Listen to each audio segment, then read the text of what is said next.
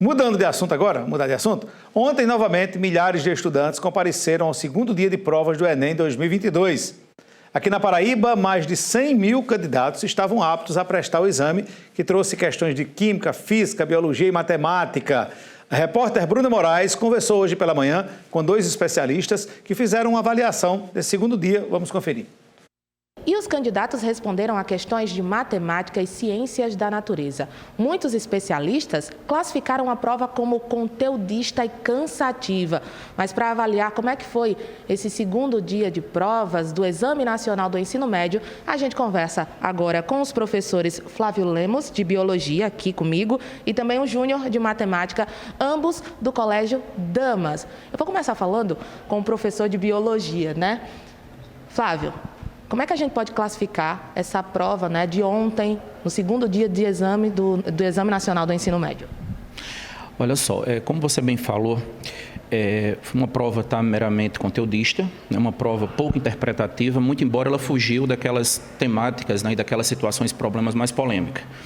Certo? De todo modo, o que nós observamos foi uma prova bem pautada dentro daquele documento, né, que o próprio Enem ele sugere. Tá? Uma prova que exigia domínio de objetos de conhecimento para resolução de situação-problema, né, de situações-problema de uma maneira geral.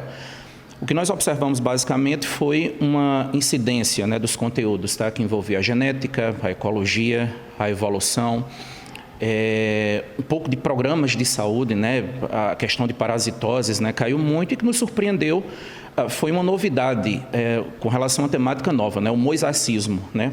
Eles trabalharam nessa temática nova na prova, mas também que é bem típico do Enem, porque alguns anos atrás, né, eles trabalharam uma temática, tá, que envolvia epigenética, que naturalmente não são conteúdos discutidos dentro da grade do ensino médio, mas que exige, tá, aquela atualidade, né, o aluno precisaria estar lendo, precisaria, né, estar assistindo a mídia social, né, de uma maneira geral, entende, para poder estar bem atualizado.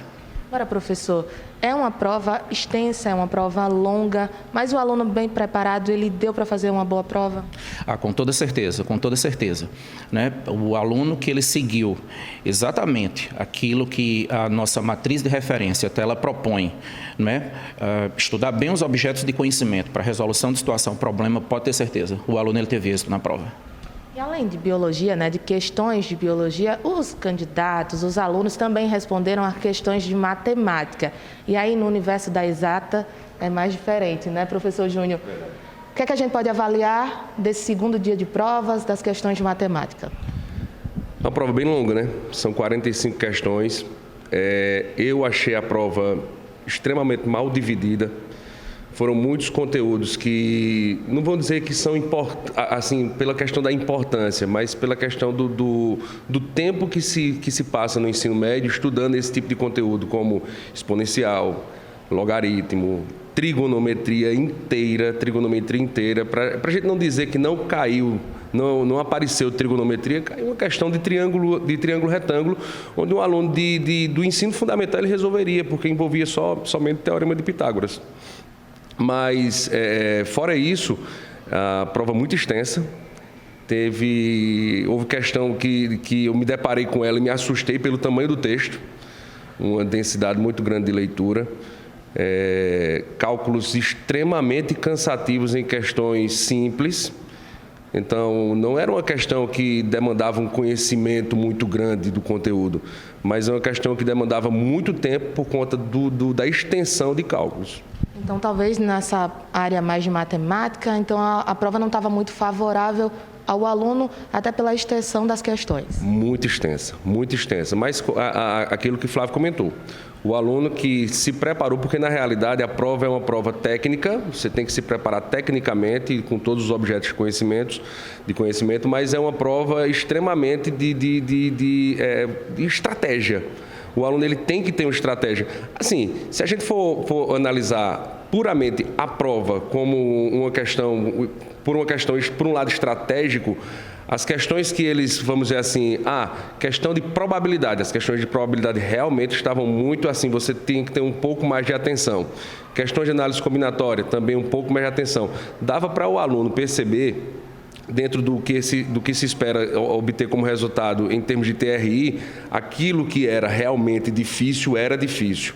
E aquilo que era realmente fácil, ele sabia, na hora que ele leu a questão, que ele não podia errar aquela questão. Muito obrigada, professores, pelas informações, pelos comentários com relação a esse segundo dia de provas do Exame Nacional do Ensino Médio, que aconteceu ontem, domingo. Lembrando que o gabarito oficial deve ser divulgado até a próxima quarta-feira, dia 23, e o resultado do exame ainda não tem uma data definida, mas, de acordo com informações do INEP, isso deve acontecer até ali por volta do dia 11 de fevereiro. Bruna Moraes, para o Em Dia. Pois é. Prova de matemática é cansativa, pelo que eu vi aí, né?